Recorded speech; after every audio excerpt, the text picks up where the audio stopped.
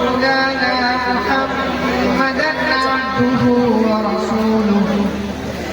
أما بعد فأعوذ بالله من الشيطان الرجيم بسم الله الرحمن الرحيم والذين تبوأوا الدار والإيمان من قبلهم يحبون من هاجر إليهم ولا يجدون في صدورهم حاجة مما أوتوا ويؤثرون على أنفسهم ولو كان بهم خصاصة ومن يوق شح نفسه فأولئك هم المفلحون صدق الله مولانا العظيم. وعن عمار بن ياسر رضي الله عنه أنه قال ثلاث من جمعهن فقد جمع الإيمان كله الإنصاف بنفسه وبذل السلام للعالم والإنفاق من الإقطاع أو كما قال عليه الصلاة والسلام. محترم ومکرم ومعزز اسٹیج پر تشریف فرما علماء کرام، قرائے اعظام اور شہر کے معزز اکابرین اور بزرگان دین اور مسلمانوں کا یہ ٹھاٹھے مارتا ہوا سمندر، اللہ رب العزت کا بہت بڑا احسان ہے کہ اللہ تعالی ہمیں اس دینی دعوتی اور اصلاحی پروگرام میں شرکت کا موقع عنایت فرما رہے ہیں۔ اللہ تعالی اس نسبت سے ہمارے اجتماع کو قبول فرمائے اور جو کچھ ہم سنے سمجھے اور جو بھی علوم اور احادیث اور اس کا مطلب ہم یہاں سے لے کر جائیں، اللہ تعالیٰ اس پر عمل کی توفیق عطا فرمائے۔ پروگراموں میں شرکت کا موقع ملتا رہتا ہے،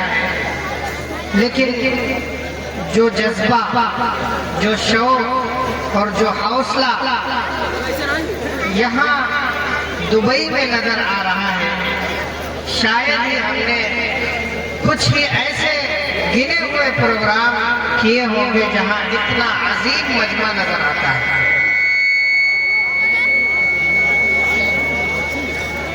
اب یہ آپ کی ذمہ داری ہے کہ جب آپ کو یہ صحرا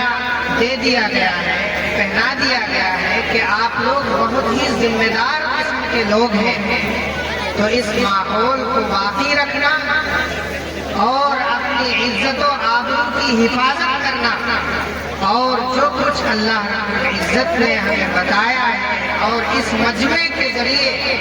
اللہ تعالیٰ ہمیں سنانا چاہتے ہیں، ہم اسی انہمات کے ساتھ، اسی حوصلے کے ساتھ،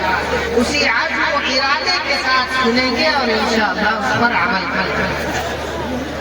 محترم بزرگوں، دوستو، اللہ تعالیٰ نے جو انگنت نعمتیں ہمیں عطا کی ہیں، ان نعمتوں میں سب سے عظیم نعمت اور سب سے قیمتی سرمایہ جو اللہ تعالیٰ نے ہمیں عطا کیا ہے،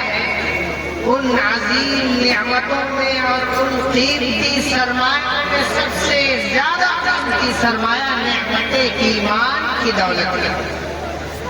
اللہ تعالیٰ نے ہمیں بغیر کسی محنت کے، بغیر کسی مشقت کے، بغیر کسی قربانی کے ایسے گھرانے میں پیدا کیا جو مسلمانوں کا گھرانہ تھا، جس میں کلمہ پڑھا جاتا تھا، جس میں قرآن کی تلاوت ہوتی تھی، جس میں اسلامی شناخت پائی جاتی تھی۔ ایسے ماحول میں اللہ تعالیٰ نے ہمیں اس دنیا میں بھیجا اور ہم پہ فرمان چڑھا، اور اب ہم اسی ماحول میں ہیں۔ یہ اللہ کی سب سے بڑی بڑی نعمت ہے۔ اس نعمت عظیم، اس سرمایے کا اور اس قیمتی سرمایے کا تقاضا یہ ہے کہ ہم مسلمانوں کی شناخت کے حامل ہوں، ایمانی حوصلہ، ایمانی جذبہ، مومنانہ صفات ہماری زندگیوں میں نظر آنے چاہیے۔ ہمارے معاملات سے، ہمارے معاشرت سے، ہمارے اٹھنے بیٹھنے سے، ہماری گفتگو سے، ہماری عبادات سے یہ نظر آنا چاہیے کہ یہ مسلمان ہیں اور یہ اللہ کو ایک ماننے والے اور نبی پاک صلی اللہ علیہ وسلم پر ایمان لانے والے۔ یہ نعمت ایمانی کا تقاضا ہے۔ ایسا نہ ہو کہ کہنے کو تو ہم مسلمان ہیں، کہنے کو ہم اللہ کو اللہ مانتے ہیں، کہنے کو ہم نبی پاک صلی اللہ علیہ وسلم کو اللہ کا پیغمبر مانتے ہیں، لیکن ہمارے اندر ایمانی حمیت نہیں ہے، ایمانی غیرت سے ہمارا قلب و دل محروم ہے، ہمارا ذہن، ہمارا مزاج، ہماری ذہنیت ایمانی روح سے خالی ہو۔ ایسا نہیں ہونا چاہیے۔ اگر ہم کہنے کو مسلمان ہیں تو عمل و کردار کے اعتبار سے بھی مسلمان ہی ہونا چاہیے۔ صحابی رسول حضرت عمار بن یاسر رضی اللہ عنہ ایک جلیل القدر صحابی ہیں۔ جب انسان ایک استاد نیک ہوتا ہے، متقی ہوتا ہے، پرہیزگار ہوتا ہے، تو اس کی تعلیم کا اثر، اس کی ہدایات کا اثر، اس کے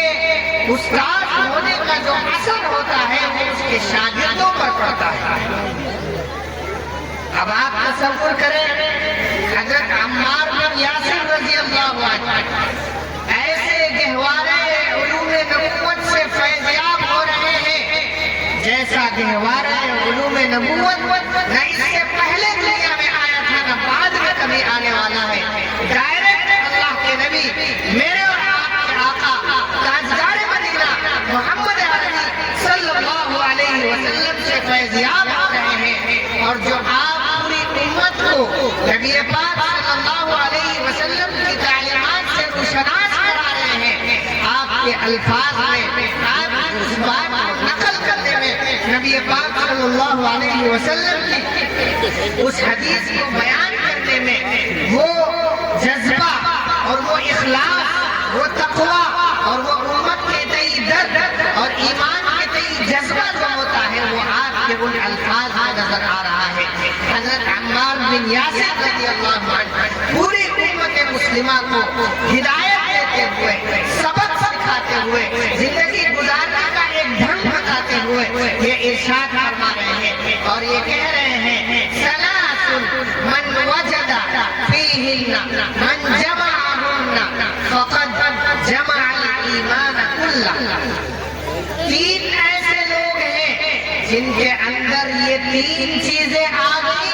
گویا مکمل ایمان ان کے اندر نازل ہو گیا، مکمل ایمان کے، مکمل اسلام کے وہ حامل ہو گئے، سچے اور پکے اور کامل مسلمان وہ شخص ہو جاتا ہے جس کے اندر یہ تین صفات آ گئی۔ چنانچہ آج ہمیں اس اجتماع سے اٹھنے سے پہلے ہمیں یہ ارادہ کرنا ہے کہ نبی پاک صلی اللہ علیہ وسلم جن بنیادی تین صفات سے ہمیں آگاہ کرانا چاہتے ہیں وہ تین صفات ہم سنیں گے اور انشاءاللہ العزیز ان پر عمل کرنے کی کوشش بھی کریں گے۔ اللہ کے نبی حضرت محمد صلی اللہ علیہ وسلم فرما رہے ہیں سب سے پہلی صفت ہے الانصاف بنفسک، کہ انسان اگر سچا اور پکا مومن بننا چاہتا ہے تو اس کے لیے سب سے پہلی ذمہ داری یہ ہے کہ وہ اپنی ذات کے ساتھ انصاف کا معاملہ کرے۔ اسلام کی یہ تعلیمات ہے، یہ ہدایات ہے، یہ اسلام ہمیں سکھاتا ہے اور یہ ترغیب دلاتا ہے کہ ہم سب سے پہلی اپنی ذات کے ساتھ انصاف کا معاملہ کریں۔ اگر ہم اپنی ذات کے ساتھ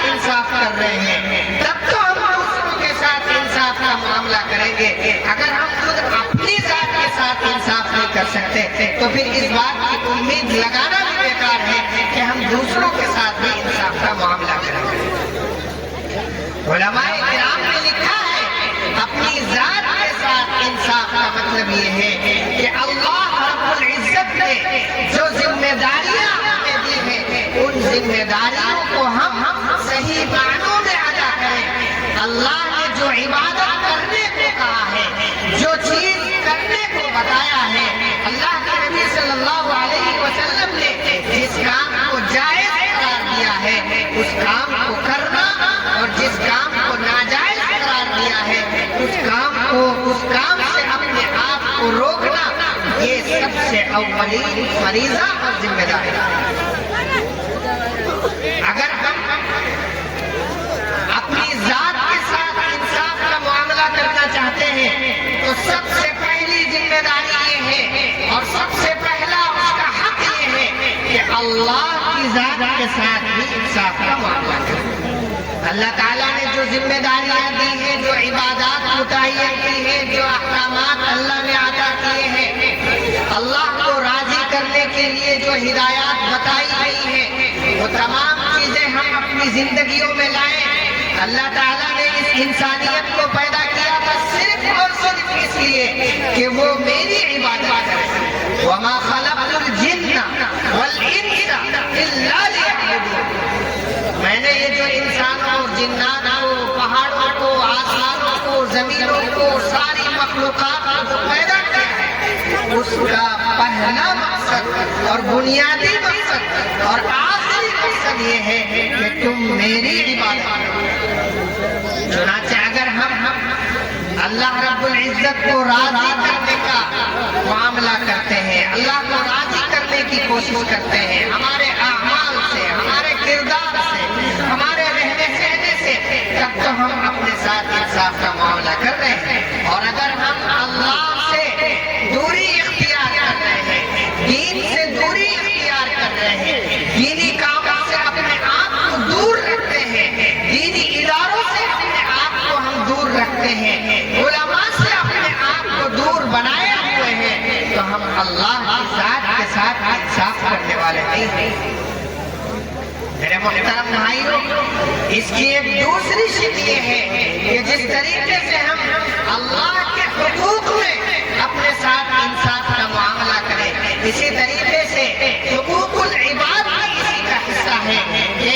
جس معاشرے میں ہم رہ رہے ہیں، جس گھر میں ہم رہ رہے ہیں، جن لوگوں کے درمیان میں ہم رہ رہے ہیں، ان کے حقوق کی ادائیگی اگر ہم صحیح معنوں میں کرتے ہیں تو ہم اپنی ذات کے ساتھ انصاف کرنے والے سمجھے جائیں گے، اور اگر ہم ان کے ساتھ انصاف کا معاملہ نہیں کر رہے ہیں تو اللہ کے یہاں باز پرس ہوگی، اللہ کے یہاں سوال و جواب ہوگا۔ اللہ نے ہمیں والدین عطا کیے ہیں تو ہمیں والدین کی اطاعت کرنا لازم ہے، والدین کی فرما برداری لازم ہے، ان کا کہنا ماننا، ان کی عزت کرنا، ان کی خدمت کرنا، ان کا خیال رکھنا، یہ ہمارے لیے اولین فریضہ ہے۔ آج والدین بوڑھے ہیں، انہوں نے ہمیں پالا ہے، پوسا ہے، بڑا بنایا ہے، ہٹا کٹا بنایا ہے۔ آج جب ہم کچھ کمانے کے لائق ہو گئے، ہمیں صحت مل گئی، تو ہم آج والدین کو ڈانٹنے والے بن گئے، والدین کو ٹوکنے والے بن گئے، ان کو ہم یہ کہہ کر خاموش کر دیتے ہیں کہ آپ خاموش ہو جائیں، آپ کو زمانے کا علم نہیں ہے، آپ پرانے لوگ ہو، ہم لوگ نئی جنریشن کے لوگ، دنیا دیکھے ہوئے لوگ ہیں، حالات کے حساب سے ہم بات کر رہے ہیں۔ میرے محترم بھائیوں اور بزرگوں دوستوں، اللہ نے فرمایا وَلَا تَقُلْ لَهُمَا أُفٍّ وَلَا تَنْهَرْهُمَا وَقُلْ لَهُمَا قَوْلًا كَرِيمًا۔ تم اپنے والدین کو اف بھی نہ کہو، ان کو ڈانٹو بھی نہیں، اگر ان کے ساتھ بات کرنے کی ضرورت پڑے تو ان کے ساتھ نرمی کا معاملہ کرو، پیار و محبت سے پیش آؤ۔ اگر ہم والدین کے حقوق کو ادا کرتے ہیں تو ہم اپنے ساتھ انصاف کرنے والے سمجھے جائیں گے۔ میاں بیوی کے جو حقوق ہیں، اگر شوہر بیوی کا حق ادا کر رہا ہے، بیوی شوہر کا حق ادا کر رہی ہے تو ہم اپنے ساتھ انصاف کرنے والے ہیں۔ اللہ تعالیٰ نے جس اعتبار سے ہمیں ذمہ دار بنایا ہے، اگر ہم ذمہ داری ادا کر رہے ہیں تو اپنے ساتھ انصاف کرنے والے ہیں۔ اگر اللہ تعالیٰ نے ہمیں ایسے لوگوں کے درمیان پیدا کیا ہے کہ ہمارے درمیان علماء ہیں تو ان علماء کی قدر کرنا، ادارے ہیں تو مدارس کی خدمت کرنا، ان کی مدد کرنا، ان کا سپورٹ کرنا، مساجد ہیں تو اس میں جانا اور نمازوں کو ادا کرنا اور عبادتوں کے ذریعے ان مسجدوں کو اور ان عبادت خانوں کو اور تعلیمی اداروں کو اور مدارس کو، مکاتب کو زندہ رکھنا، یہ ہمارا اولین فریضہ ہے۔ اگر ہم ادا کر رہے ہیں تو ہم اپنے ساتھ انصاف کرنے والے ہیں۔ کیا ہمیں نہیں معلوم کہ اگر ہمارے علاقہ میں کوئی ادارہ ہے جس میں قرآن کی تعلیمات ہو رہی ہے، قرآن کو پڑھایا جاتا ہے، قرآن کو سکھایا جاتا ہے، قرآن کی تعلیمات بتائی جاتی ہیں، تو ہمارا یہ اولین فریضہ ہے کہ ہم خود بھی جائیں، اپنے بچوں کو بھی اس میں داخل کریں، انہیں قرآن پڑھنا سکھائیں، قرآن کو سمجھنا ان کو بتائیں، قرآن کی تعلیمات کو انہیں بتائیں تاکہ وہ اپنی زندگیوں کو اس کی روشنی میں گزاریں۔ اگر ہم یہ کام کرتے ہیں تو اپنے ساتھ انصاف کرنے والے ہیں۔ اور اگر خدا نخواستہ مدارس اپنی جگہ کام کر رہے ہیں، علماء اپنی جگہ کام کر رہے ہیں، قرآن حضرات اپنی جگہ کام کر رہے ہیں، ہمارے علاقے کا ایک قاری ہے، بہترین قاری ہے، بہترین قرآن پڑھنے والا ہے، بہترین امامت کرنے والا ہے، ہم اس کی قدر نہ کریں، وہ جا کر کسی اور علاقے میں دینی خدمات انجام دے رہا ہو تو اس کے ساتھ بے عزتی، بے حرمتی اور ہم بعد میں اس کے ساتھ ناانصافی کر رہے ہیں۔ پہلے درجے میں ہم اپنے ساتھ ناانصافی کر رہے ہیں کہ ہمارا بچہ، ہمارا محلے کا، ہمارے محلے کا عالم دین، ہم اس سے فیضیاب نہیں ہو رہے، دوسرے کو اس سے فائدہ اٹھا رہے ہیں۔ میرے محترم بھائیوں، یہ قرآنی ادارے جہاں قرآن سکھایا جاتا ہے، جہاں پڑھایا جاتا ہے، ان کی قدر کرنے کی ضرورت ہے۔ کیا ہم نے نہیں دیکھا کہ ہمارے گھروں میں، ہمارے محلوں میں، ہمارے علاقوں میں، بلکہ اگر میں کہوں تو اس مجمع میں زیادہ بڑی بات نہیں ہے، آپ لوگوں نے ہزاروں کا خرچ کیا ہے، دینی بات کو سننے اور سمجھنے کے لیے خرچ کیا ہے، غور سے سنیں اور سمجھیں۔ اگر اس مجمع میں ہاتھ اٹھوا لوں اور اگر ہم یہاں پر قرآن کو سننا اور پڑھنا شروع کر دیں تو شاید ہی 2-4% ایسے لوگ ہوں گے جو صحیح معنوں میں قرآن کی آیات کو پڑھنا چاہتے ہیں۔ ہمارے گھروں میں جو بچیاں ہیں وہ قرآن کو پڑھنا نہیں جانتی، جو بچے ہیں وہ قرآن کو نہیں جانتے۔ تھوڑا سا بڑے ہوئے ہم نے ان کو کسی فیکٹری میں بھیج دیا، تھوڑا سا بڑے ہوئے ہم نے ان کو کسی باہری ملک میں کمانے کے لیے بھیج دیا، تھوڑا بڑے ہوئے کسی دکان میں ہم نے ان کو بھیج دیا۔ غرض یہ کہ ہم نے ان کی دینی تربیت نہیں کی۔ بچوں کا دینی اور تعلیمی اعتبار سے خیال رکھنا یہ والدین کی ذمہ داری ہے۔ اگر ہم ان کا حق ادا کرتے ہیں تو ہم اپنے ساتھ انصاف کرنے والے ہیں، اور اگر ہم ان کا حق ادا نہیں کر رہے تو ہم بعد میں ان کے ساتھ ناانصافی کریں گے، پہلے درجے میں ہم اپنے ساتھ ناانصافی کر رہے ہیں۔ اللہ نے اگر آپ کو بڑا بھائی بنایا ہے تو یہ آپ کی ذمہ داری ہے کہ آپ اپنے چھوٹے بھائیوں کا خیال کریں، تب تو آپ اپنے ساتھ انصاف کرنے والے ہیں، ورنہ آپ بعد میں دوسرے درجے میں پہلے خود اپنے ساتھ ناانصافی کرنے والے ہیں۔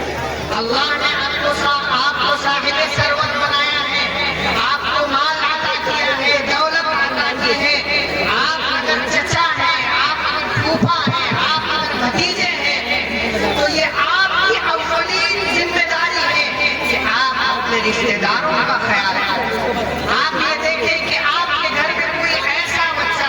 جس کے اندر وہ جذبہ ہے، وہ صلاحیت ہے، وہ قابلیت ہے، تو یہ آپ کی ذمہ داری ہے کہ آپ اس کا خیال کریں اور اس کو آگے بڑھانے کی کوشش کریں، اس لیے کہ اللہ تعالیٰ نے آپ کو اس کے لائق بنایا، اللہ نے آپ کو مال عطا کیا، اللہ نے آپ کو ثروت عطا کیا، اور اللہ تعالیٰ یہ چاہتے ہیں کہ آپ کے ماتحتی میں جو لوگ ہیں آپ ان کا بھی خیال کریں۔ حضرت سعد بن ابی وقاص رضی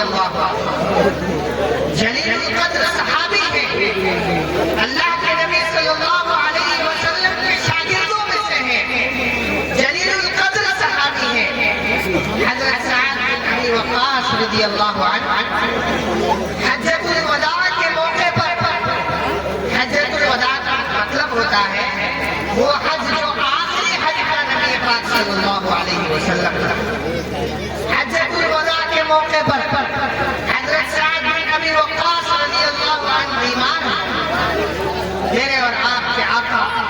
تاجدار مدینہ محمد عربی صلی اللہ علیہ وسلم حضرت سعد بن ابی وقاص رضی اللہ عنہ کی عیادت کے لیے تشریف لے جاتے ہیں، عیادت کے لیے گئے۔ حضرت سعد نے سوچا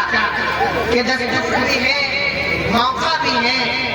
اور مناسب سمجھتا ہوں کہ میں نبی پاک صلی اللہ علیہ وسلم کے سامنے کچھ باتیں رکھوں۔ حضرت سعد فرماتے ہیں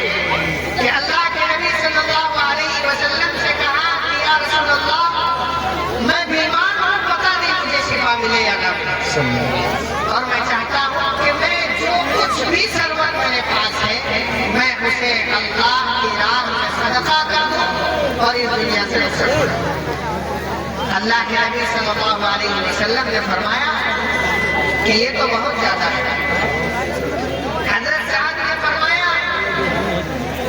کہ 2/3 نہیں تو کم سے کم 80 اس کا آدھا حصہ ہی میں دین کے نام پر صدقہ کروں۔ اللہ کے نبی صلی اللہ علیہ وسلم نے فرمایا کہ یہ بھی زیادہ ہے۔ حضرت صاحب نے فرمایا کہ پھر اس کا 1 حصہ میں اللہ کے نام پر خرچ کر دوں۔ اللہ کے نبی نے فرمایا کہ اگر تم صدقہ کرنا ہی چاہتے ہو، دین کے نام پر خرچ کرنا ہی چاہتے ہو، وقف کرنا ہی چاہتے ہو، تو پھر 1 حصہ دے دو۔ پھر اللہ کے نبی صلی اللہ علیہ وسلم فرماتے ہیں اِنَّكَ أَن تَذَرَ وَرَثَتَكَ أَغْنِيَاءَ خَيْرٌ مِّنْ أَن تَذَرَ وَرَثَتَكَ عَالَةً يَتَكَفَّفُونَ النَّاسَ۔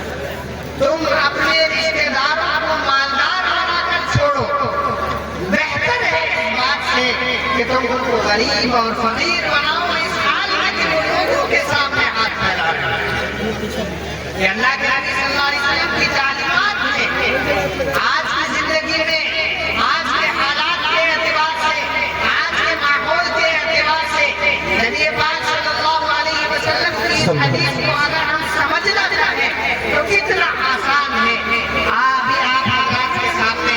آپ کے علاقے کے قاری صاحب آئے تھے، انہوں نے نعت پڑھی، نعت میں بتلایا کہ بھائی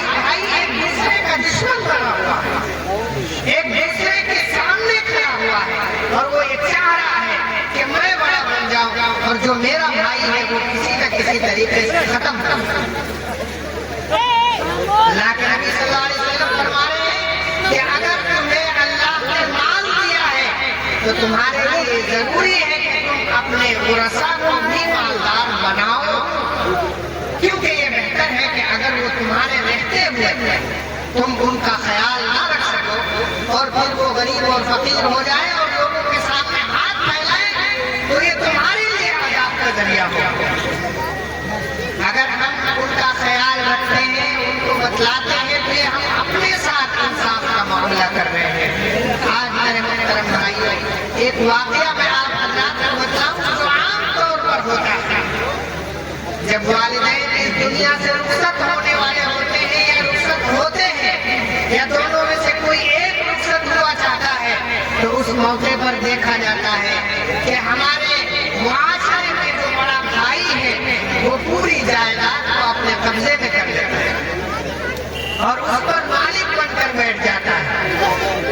اگر اللہ نے ہمیں بھائی بنایا ہے تو بھائیوں کا خیال رکھنا، بہنوں کا خیال رکھنا یہ ہمارے لیے اولین فریضہ ہے۔ اگر ہم ان کے حقوق کی ادائیگی کرتے ہیں تب تو ہم اپنے ساتھ انصاف کرنے والے ہیں، ورنہ ہم اپنے ساتھ ناانصافی کرنے والے ہیں۔ میں کچھ ہی منٹ میں اپنی بات کو ختم کر رہا ہوں۔ میرے محترم بھائیوں، ایسا دیکھا گیا ہے کہ بڑا بھائی مال پر قابض ہو جاتا ہے اور وہ بہنوں کے حقوق کو دبا بیٹھتا ہے اور یہ کہتا ہے کہ ابا نے اپنی زندگی میں بہن کی شادی میں کافی خرچ کر دیا تھا، اب اس کا حصہ ختم ہو گیا، اب اس کے حصے میں کچھ نہیں ہے، اب ہم ذمہ دار ہیں، ہم لڑکے ہیں، یہ ہمارا حق ہے۔ لیکن میرے محترم بھائیوں، اللہ تعالیٰ قرآن میں فرما للرجال نصيب مما ترك الوالدان والأقربون وللنساء نصيب مما ترك الوالدان والأقربون مما قل منه أو كثر نصيبا مفروضا. اگر والد نے اپنی زندگی میں، والدین نے اپنی زندگی میں وراثت کی تقسیم نہیں کی تھی اور انہوں نے برابر تقسیم نہیں کیا تھا، بلکہ جس کی جو مرضی ہوئی اس طریقے سے جو جتنا قریب تھا اس کو اتنا ہی دے دیا، تو جب ان کی وفات ہوگی تو آٹومیٹک شرعی اعتبار سے ورثہ کا حق اس میں ثابت ہو جائے گا، اور والد چاہے خرچ کیے ہوئے نہ کیے ہو اس میں بہن کا باقاعدہ حصہ ہوگا. اگر ہم ان کے حقوق کو دبا کر بیٹھتے ہیں تو اللہ کے نبی صلی اللہ علیہ وسلم نے فرمایا کہ وہ اپنے پیٹ میں انگارے لیے ہوئے ہوگا، اور وہی انگارے قیامت کے دن اس کے لیے ایندھن کا ذریعہ ہوں گے اور وہ اسی میں اپنے آپ کو ختم کرے گا. یہ وہ چیزیں ہیں جو ہم اگر ادا کرتے ہیں تو اپنے ساتھ انصاف کرنے والے ہیں، اور اگر ادا نہیں کر رہے ہیں تو ہم اپنے ساتھ ناانصافی کر رہے ہیں.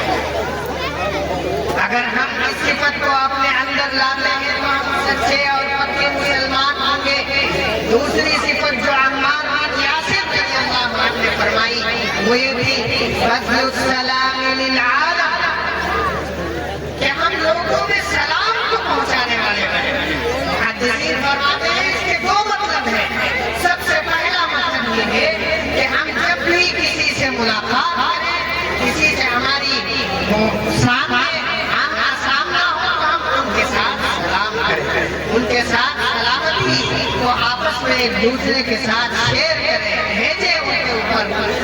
اور دوسرا اس کا مطلب یہ ہے کہ ہم لوگوں کے لیے، پوری انسانیت کے لیے ہم سلامتی کا ذریعہ بنیں، کیونکہ اسلام ہمیں سلامتی، امن اور شانتی کا پیغام دیتا ہے. اللہ کے نبی صلی اللہ علیہ وسلم فرماتے ہیں المسلم من سلم المسلمون من لسانه ويده. اگر ہم مسلمان ہیں، اسلام کے ماننے والے ہیں، تو یہ ہماری ذمہ داری ہے کہ ہم سے لوگ محفوظ ہونے چاہیے، ہم سے لوگوں کو اطمینان ہونا چاہیے، اور ہم لوگوں کے امن و شانتی کا ذریعہ. میرے محترم بھائیوں، اللہ کے نبی صلی اللہ علیہ وسلم فرماتے ہیں کہ لا تدخلون الجنہ، نمازیں پڑھ لو، صدقات دے دو، زکات ادا کر دو، خیرات دے دو، جماعتوں میں چلے جاؤ، چلے لگا دو، مساجد میں، مدارس میں امام و خطیب کے عہدے سنبھال لو، استاد بن جاؤ، شیخ الحدیث بن جاؤ، کچھ بھی بن جاؤ. لا تدخلون الجنہ حتى تؤمنوا ولا تؤمنوا حتى تحابوا ألا أدلكم على شيء إذا فعلتموه تحاببتم أفشوا السلام فيما بينكم. تمہیں اگر چاہتے ہو کہ تم آپس میں ایک دوسرے سے محبت کرو اور سچے پکے مسلمان بنو تو تمہیں چاہیے کہ آپس میں سلام کو پھیلاؤ، سلام کو رواج دو. چنانچہ یہ جو سلام ہے یہ آپس میں کدورت اور نفرتوں کو ختم کرتا ہے. جب بھی کوئی مسلمان ایک دوسرے سے ملاقات کرے، مسلمان عورت ایک دوسرے سے ملاقات کرے، کوئی بڑا چھوٹے سے ملاقات کرے، چھوٹا بڑے سے ملاقات کرے، ہم ایک دوسرے سے فون پر بات کریں، موبائل پر گفتگو کریں، موبائل اٹھائیں تو ہلو ہائی کرنے کے بجائے سلام کے ذریعے سے شروعات کریں، کیونکہ سلام اللہ کے ناموں میں سے ایک نام ہے. جب ہم اللہ کا نام لیں گے تو اللہ تعالیٰ اس پر بھی ہمیں اجر عطا کریں گے، اور ہماری زندگیوں میں بھی سلام اور سلامتی اور امن و شانتی عام ہوگی. تیسری جو صفت اللہ کے نبی صلی اللہ علیہ وسلم نے فرمائی اس کو بتا کر میں اپنی بات کو ختم کرتا ہوں. اللہ کے نبی نے فرمایا الانفاق من الاحتساب، یعنی تنگ دستی کے باوجود، کمی ہونے کے باوجود صدقے کا معاملہ کرنا. صحابہ کی زندگی میں یہ آتا ہے کہ کمی ہونے کے باوجود وہ لوگوں کے لیے ترجیح کا ذریعہ بنتے تھے. بے شمار ایسے واقعات ہیں کہ جنگ کا معاملہ ہے، لوگوں کو پیاس کی ضرورت ہے، ایک صحابی کو پانی کا پیالہ دیا جاتا ہے تو وہ ایک دوسرے صحابی کے حوالے کر دیتے ہیں، کہتے ہیں کہ ان کو دے دیجیے. دوسرے صحابی تیسرے کے پاس بھیج دیتے ہیں، یہ ادا اللہ کو اتنی پسند آئی کہ اللہ نے فرمایا وَيُؤْثِرُونَ بِهِ عَلَىٰ أَنفُسِهِمْ وَيُؤْثِرُونَ عَلَىٰ أَنفُسِهِمْ وَلَوْ كَانَ بِهِمْ خَصَاصَةٌ وَمَن يُوقَ شُحَّ نَفْسِهِ فَأُولَٰئِكَ هُمُ الْمُفْلِحُونَ۔ چنانچہ ہمیں ایک دوسروں کی مدد کرنے، ایک دوسرے کا خیال رکھنے، ان کی امداد کرنے، اور مدد صرف پیسوں سے نہیں ہوتی ہے، زبان سے بھی ہوتی ہے، سپورٹ سے بھی ہوتی ہے، ہمت افزائی کے ذریعے سے بھی ہوتی ہے۔ بس انہی چند باتوں پر اپنی بات کو ختم کرتا ہوں کہ اگر ہم سچے اور پکے مسلمان بننا چاہتے ہیں تو ہمیں چاہیے کہ حضرت عمار بن یاسر رضی اللہ عنہ کی ان 3 نصیحتوں کو ہم سنے ہوئے حروف سے لکھیں، اپنے دل و دماغ میں بیٹھائیں۔ شاعر کہتا ہے تکمیل محبت کی خاطر ایثار میں ڈھلنا پڑتا ہے، تکمیل محبت کی خاطر ایثار میں ڈھلنا پڑتا ہے، پروانوں کے جلنے سے پہلے